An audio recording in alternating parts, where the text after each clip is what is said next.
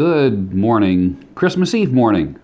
It's now mid-morning, and I just wanted to share a couple things. I've wanted to do a video on this for a while, haven't had a chance, but I wanted to share my fountain pens with you. I got bit by a fountain pen bug a couple months ago, and I just want to share with you what I've gotten so far and tell you why, the real reason why I like fountain pens.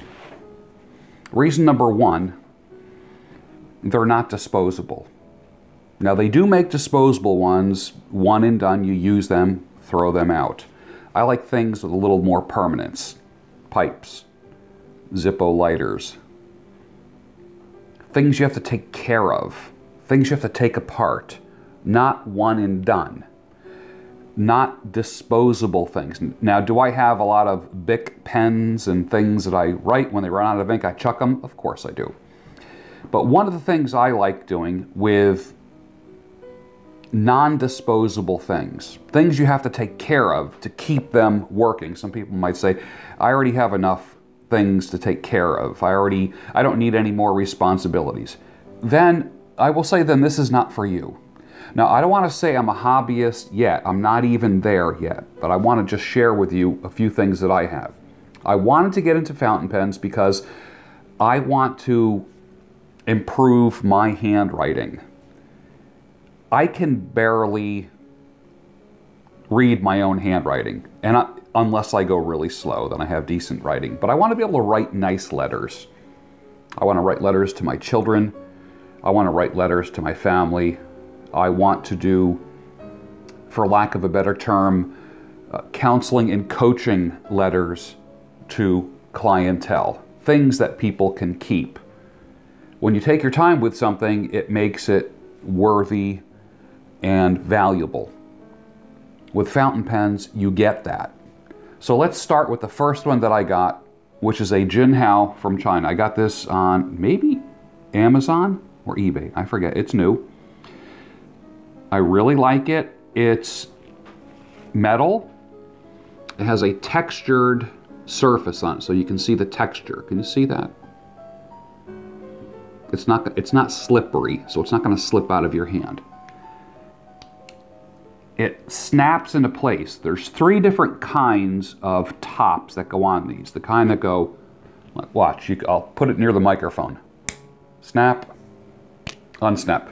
And then there's the type that where the top stays on, the cap stays on with friction, which just means you push it on and it just it gets tighter and tighter and it stays on that way. And then I have one where the top screws on and there's no way it's coming off. There is a pen show coming to Philadelphia in January, I believe. It's the Philly Pen Show. I'll put a link for it down below. I'm not quite saying I am a pen nerd, although pen nerds they're proud of that term. Pen geeks, pen nerds. I didn't even realize there was such a thing as a pen show. I didn't even think there was enough information to be a pen show. Like, is there even a crowd? I remember years ago when I drove limo, many, many years ago, I remember picking up people from the airport and taking them to the Sheraton in Valley Forge, Pennsylvania. Ladies, middle-aged to older ladies. I'd say from they weren't much younger than 35 or 40. So it was 35 and up. It wasn't young girls or women that young. And the small talk in the Lincoln Town car was this: so where are you heading? Where are you from? Oh, I'm from Chicago, I'm from Seattle, I'm from Houston. Okay, what are you here for? I'm here for the scrapbook show. Scrapbook show? What? Once a year, there was a scrapbooking convention where women from all over the world were coming in to a scrapbooking convention. It was just a little niche. I didn't give any men rides to this, it was all women. And some of the things that they would show me after we pulled over were unbelievable things they make. There were women in the scrapbooking industry It blew my mind. In the same way, there is a world beyond what you can imagine in the pen world. I had no clue. It's a rabbit hole, and you go down that rabbit hole, and my Lord, it just takes you forever and ever, and it's actually, if you appreciate bespoke items, if you appreciate old things, if you are, oh gosh, I forget that word again, antiquarian. Is that the word, antiquarian? A person who likes old things? And there's got to be a name for a person who likes things that you don't throw away, like a permanentarian. I don't know, I just made that up. But things that you have to care for and reload and take care of in order for them to operate optimally. And they have a different feel. There's pride that goes into it. And the first one I was told to not spend a lot of money, just to see if I like it. This is a Jin Hao, Chinese. And that's a nib, a medium nib. It's not a fine point. They have fine, medium, and on up. I don't know all the names, so some of you fountain pen nerds and geeks and aficionados can hash this out and inform me. And this is where the ink runs down from. This comes apart. A cartridge goes in there, but this is a converter. You dip that converter in a little bottle of ink, you turn it, and there's a plunger that pulls the ink up in it. So you refill it. It writes beautifully. This was under $10. It's got a heavy feel. I like it. The thing with fountain pens is you have to have the right angle when you're writing. The little gills on the underside, and I don't even know what that part is called, have to be facing down. It has to be at a certain angle when you write. And what I've learned is when you write with a ballpoint pen for a million years, like I have, you press down hard. And with a fountain pen, one thing you don't have to do is press down hard. You literally just let the weight of the pen do the writing. And you'll find that if you have a sloppy style, the lightness of the pen as the ink flows through the cartridge or converter down through the blah, blah, blah into the nib, you'll find that you can make sloppy writing sloppier if you don't learn. So my goal for 2019 is to have better handwriting and perfect my signature. For no other reason than I want to do it. There is no other reason. So this is the Jin Hao. I'll put a link for this down below. Another fella who's one of the subscribers said, I make fountain pens and I want to make you one. I said, whoa, because I get gifts from a lot of you guys all the time. He says, what kind of wood do you want? And I said, I don't know, what are my choices? And he suggested Madagascar ebony. And it's a dark wood that almost in certain light can come across as being purple. And it's what they make the fretboards with, like on violins. It's a hard wood, it's beautiful. So he made this for me. This is made for me. Blows my mind. This screws on. Medium nib. My ink of choice in it. Screw it back on. Heavy weight. Feels good in the hand. And the wood, just, beautiful, beautiful. That's pen number 2. Then I was informed about the Pilot Metropolitan. I'll show you that. This is an interesting one. I got this, I believe, off of Amazon. I bought this new. This is, it's under $20. Comes in a nice case. Comes with a converter. No, this converter is not a plunger type. This is when you dip in the ink and you squeeze it, and through a suction, it sucks the ink up into this. Or it can use cartridges that you pop in there. So here is the Pilot Metropolitan. Again, a little heavy, sturdy clip, a snap-on. See that? It snaps. And then the top just goes on the back like that by friction. It doesn't snap, it just, you push it on. Here's the nib. This is a medium nib. I don't know if you can see that. Can you see that? And again, when you unscrew the body, and I'm not sure the terms of all of these, maybe you geeks can help me out with this. This is a cartridge that I pushed in there. Screw it back on. And it's got a beautiful weight to it. And it's a pleasure to write with. It's actually a pleasure. It's not a chore. You're so used to, when you write with a ballpoint pen, you're so used to pressing down hard. With fountain pens, you just let the weight of the pen go. So you're creating a whole new muscle memory. You're used to pushing. This is no pushing. Now you have to focus more on style. And it's really neat to do. I'll put this away. The Pilot Metropolitan, I'll put a link for that down below if you're interested.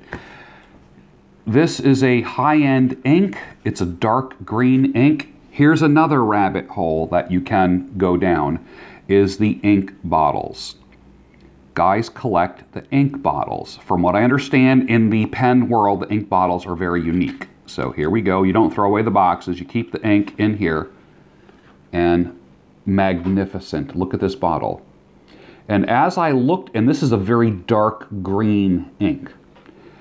As I have looked at the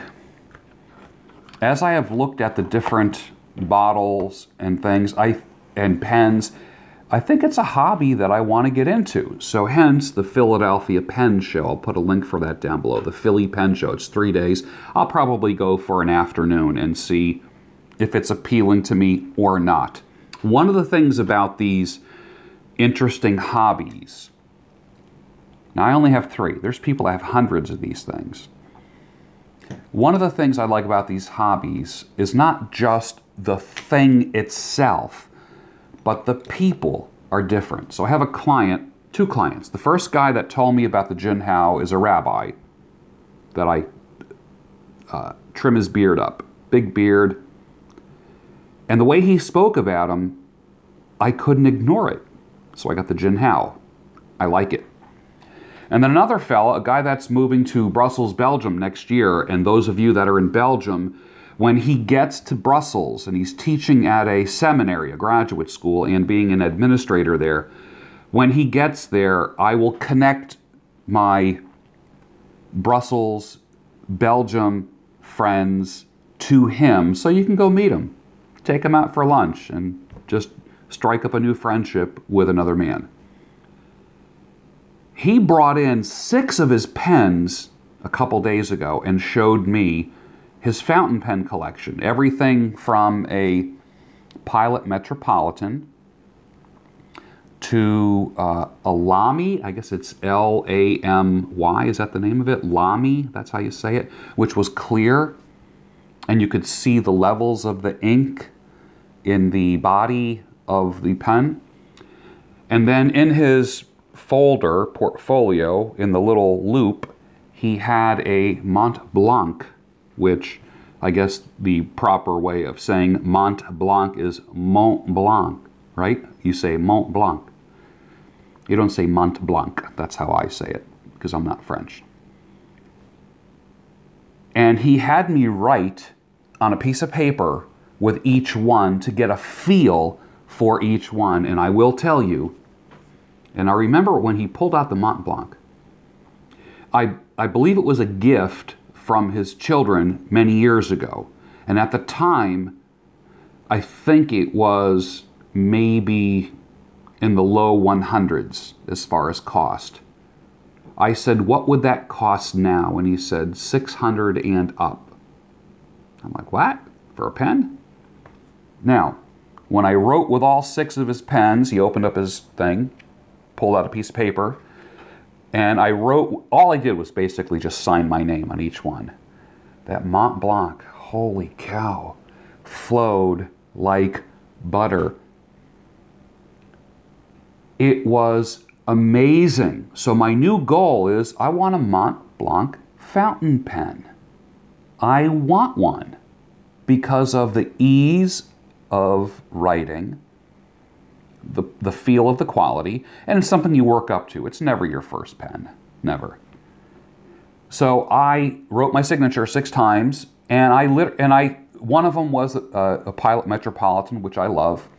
You can definitely feel the difference between all the pens. It's amazing. And until you write a few words or make your signature with all the different pens, you won't know how they feel, or you won't know the importance of the type of metal that the nibs are made of. One fella sent me an email and said, if I want to learn fountain pens, and he's a dipper, the type where there's no cartridge. It's literally a wooden or plastic pen holder, and you put the nib in it and you dip it in the ink and you write. You dip and then you write, or you have like a little piece of paper where you blot it a little bit, dip, and then write. That's a whole different rabbit hole to go down, but another one that I'm willing to go down. And I think I'm going, and what you do is you learn calligraphy with the thin and then the wider nibs, where you create more interesting looking letters that have little tails and loops and that kind of thing. And you know when you write like that, you know it will force you to, number one, let the weight of the pen be the thing that determines how much ink flows down. A nib is like your hand, and it's got this split down the middle of it. And when you press it, it kind of splits. So when that splits a little bit, the ink flows. The more you press down, the more ink is going to flow, and you'll get a pooling effect, which doesn't look good. So you let the weight of the pen, even if it's a fountain pen or a dipping pen, you let the weight of the pen determine how much ink flows and how much that nib distributes the ink as you move it. The other thing is this: learning calligraphy teaches you to slow down. Now, we've talked about this in the past. Slowing down. Why I like a pipe slows me down. People can go outside and have a quick cigarette, even quick little cigars. No such thing as a quick pipe. It slows you down. It's one of the ultimate tools of mindfulness and what I would call like a meditation or getting rid of anxiety. Fountain pens, same exact thing. A tool of mindfulness, because you have to focus on this. And if you're learning how to improve your writing or getting a new writing style, you have to slow down. So you're writing your little and I don't know all the proper terms, the little tails and the loops and that type of thing as you're writing. This pen right here, you can get one of these. He'll make you one of these. I think this pen right here, he can make for you for, I believe, $40 or $50. Handmade. He makes these. I'll put a link for the handmade fountain pen down below as well. I think you'll like that. I think everyone needs a handmade one. And I don't know what the choices of wood are. He suggested this for me, and the grain is just, it just blows my mind. I love it. But it's nice to have something bespoke. In other words, made for you to your specifications. It feels good. It's heavy. So I'm going to put a link for the Jinhao, a link for the Pilot Metropolitan, and a link for the fella who makes these custom-made fountain pens. I'll put that down below so you get what you want. You can get into the hobby pretty cheap.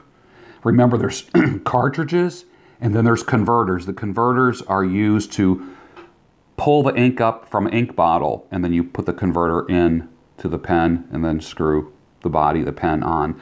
The cartridges just pop in. There's a little piece that pierces the end of the cartridge, and then the ink flows. Takes a couple minutes to flow down. As a matter of fact, at my Christmas party this past Friday night, the lady that I work for, I got her a leather-bound journal and a fountain pen, and she was so excited to be able to do that because she wants to start journaling in 2019. When I talked to my client Kevin, the guy who's moving to Brussels, I said, what kind of ink do you use? And he goes, he usually uses the brand of ink that's made for the pen. So with the Mont Blanc, he uses Mont Blanc ink. With all the different other ones, you use that type of the same ink, and they come in all kinds of colors, obviously. Black, blue, green, red. There's many, many different colors. So right now I have black, blue, and green. I just love this bottle. Look at this. I mean, it's beautiful. It's absolutely beautiful. And the Mont Blanc bottle of ink is stunning. Just really stunning.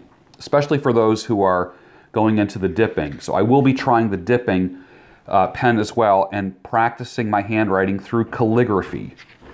What I also have is believe it or not, I bought a pad that has a graph on it, and I've been practicing my writing, my alphabet and my signature on here, which is real important. Taking my time, it slows me down. So I would imagine in a couple months, this entire pad, it's not a quality paper, but what it is, it's got the graph on it, so it helps me create the right height of letters, of capitals and small letters, and it helps me kind of pace myself. And when I get done with one page, I will just go to the next, and I just practice. And as they say, repetition is the mother of learning, and that's what I'm doing. I'll put links for everything down below. Give it a shot. The ultimate tool for mindfulness. You might like it, you might not, but you don't have to drop a lot of money to do it, to get into it. You might get bit by the bug. And if you do, let me know. Put your comments down below if you are a pen or fountain pen or dipping pen aficionado, or make them, or you make quill pens. It's interesting. It opens up a whole new world to you. And I'll put a link for the Philly Pen Show down below as well. Thanks a lot. I'm really interested in hearing your comments. Thanks.